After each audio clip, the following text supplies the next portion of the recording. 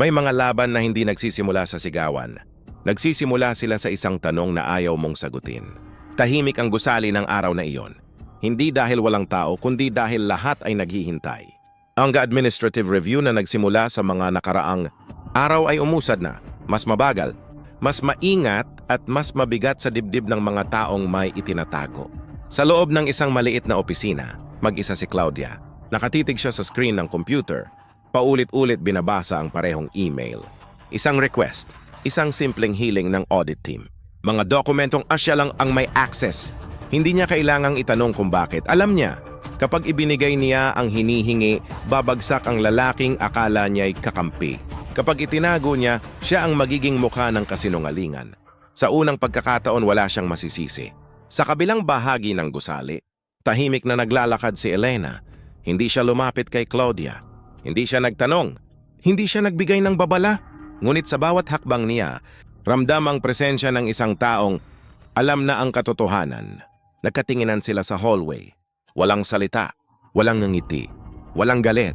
Pero sapat ang tingin para maalala ni Claudia ang lahat ng ginawa niya. Ang mga paninira, ang mga patibong, ang kumpiyansang hindi kailanman sinuri. Pagdating ng gabi, mag-isa si Claudia sa sasakyan. Nakahawak siya sa manibela, nanginginig ang mga daliri. Paulit-ulit sa isip niya ang boses ng lalaking mukhang mabait, ang mga utos, ang mga pangakong binitiwan ng may ngiti. At saka niya naintindihan. Hindi siya kakampi, isa lang siyang gamit. Sa bahay naman magkatabi sina Elena at Mang Arturo sa mesa. Walang papel, walang laptop. Tahimik lang ang usapan. May mga tao, sabi ni Mang Arturo, na hindi masamang ipinanganak. Pero piniling manatili sa mali dahil takot silang mag-isa. Tahimik na tumango si Elena. Pa, wika niya, hindi ko siya hihilain. Pero hindi ko rin siya sasagipin.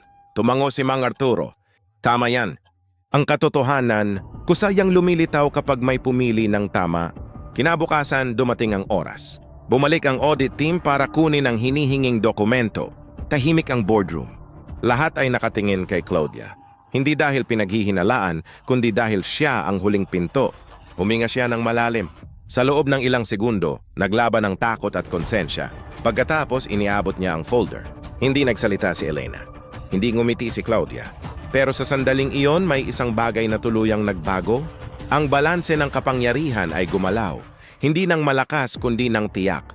Sa dulo ng mesa, bahagyang nagiba ang ekspresyon ng lalaking mukhang mabait.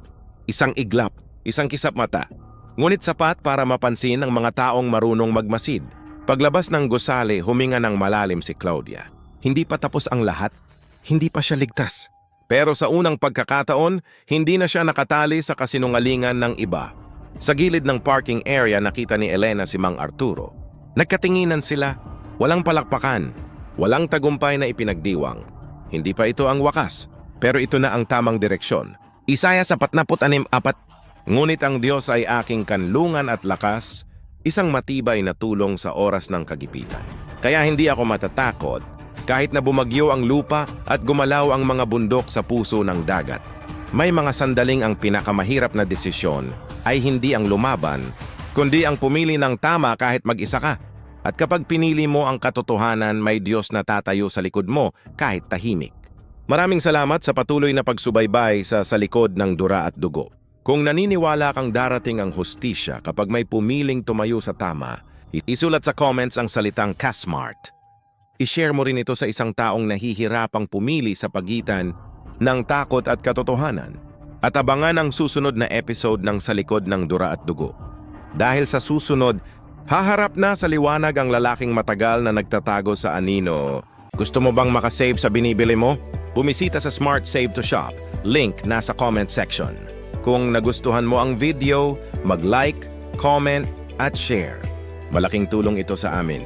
Sundan mo rin kami para updated sa bagong videos. Forever bless. God bless. Ingat lagi.